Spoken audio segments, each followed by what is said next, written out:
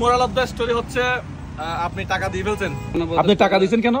কি জন্য টাকা দিয়েছেন? আমার থেকে টাকাটা নিচ্ছে।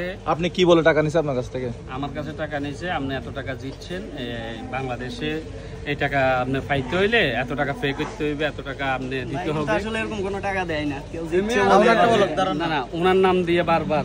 ওনার নাম কে বলতে হবে? ওনার ফেস থেকে? হ্যাঁ হ্যাঁ, ওনার ছবি দিয়া, ওনার নাম দিয়ে ফেস খোলা ছিল। মোবাইলটা বের করেন তো, ফোনটা দেখেন, ফ্যাক্ট পেজ আর কি। হ্যাঁ, তাহলে বের করেন তো। কোন নাম্বার থেকে নিছে? একটা হইলো মানবতা কল্যাণ সংস্থা নাম দিয়েছে। আর আপনি কি জন্য ওনাকে মেসেজ দিয়েছেন ফেক আইডিতে? কি জন্য মেসেজ দিয়েছেন, নাকি ও আপনাকে দিছে? ওর মেসেজ ইয়েগুলো অটো আসছে আর কি। আসার পরে আমি নক করছি, এরপর আমার কইলো যে আপনি এত টাকা লটারিতে জিতছেন 60,000 টাকা, এটা পাইতে হইলে আপনি এটা করতে হবে, এমনি এমনি করেন, এভাবে এভাবে করেন। প্রথম আমার কইলো যে 2000। আমি কি এরকম কারো থেকে টাকা নেই?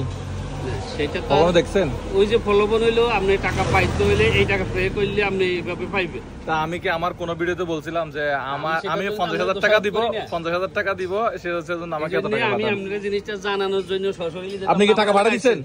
দিচ্ছি, আমার থেকে প্রায় 2 দেবে 15-20,000 টাকা লেগেছে। আপনি কি লুবে পরে টাকা দিচ্ছেন?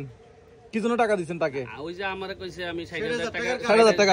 উনি 60,000 টাকার আশায় কত টাকা পাঠাইছেন? প্রায় 20,000। মানে 2 দফা আমার থেকে 15 থেকে 20,000 টাকা নিছে ধাপে ধাপে। আপনার কাছে সরাসরি জানানোর লাই আমি সবাইকে জানা দিচ্ছি এখন। তাদেরকে আচ্ছা, আইডিটা দেখান এখন, ওনার কি না আইডিগুলো দেখান। নাম্বারগুলো একটু বলেন তো, নাম্বারগুলো একটু বলতে পারেন না? কোন নাম্বারে টাকা পাঠাইছেন?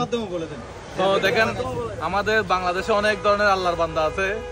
তো কোন আল্লাহর বান্দা এরকম আমার নাম বলে অনেক টাকা নাই। উনি কিন্তু নিজেই বলতেছে যে এটা ফেক আইডি, তারপরে এটা প্রলোভন দেখায় নিছে। পরে বুঝতে পারছি, এরপরে আমি এদেরকে ইয়ে করে দিয়েছি, ব্লক টক মারি দিয়েছি। না, বিষয়টা শুনেন, এখন টাকাটা নেওয়ার পর আপনি ব্লক মেরে আর কোনো তো লাভ নাই। যা ক্ষতি হওয়ার হয়ে গেছে। কিন্তু আমি এখন ওই বাইরে দেখি উনি আইবো, যে ফেসবুক স্ট্যাটাস দিছে, আমি হ্যাঁ, লক্ষ্মীপুর আসছে। আমি আবার একটা মেসেজও দিছি। আমি আপনাকে একটা কথা বলি, এটা দিছেন কখন, কতদিন হতে পারে? 15-20 দিন। কিন্তু আমরা ভিডিও শুরু করা পর্যন্ত আমাদের 3টা স্লোগান ছিল। কি স্লোগান ছিল? নগদ বিকাশে টাকা নিই না, কোন স্পন্সর থেকে টাকা নিই না, এবং আমরা কাউরে নগদ বিকাশে টাকা দিই না। এই কথাটা দেখছিলেন, শুনছিলেন? এটা ঠিক আছে, কিন্তু ওরা তো এমন কৌশলে কথা বলে, আপনি এটা অবিশ্বাস করার কিছু নেই।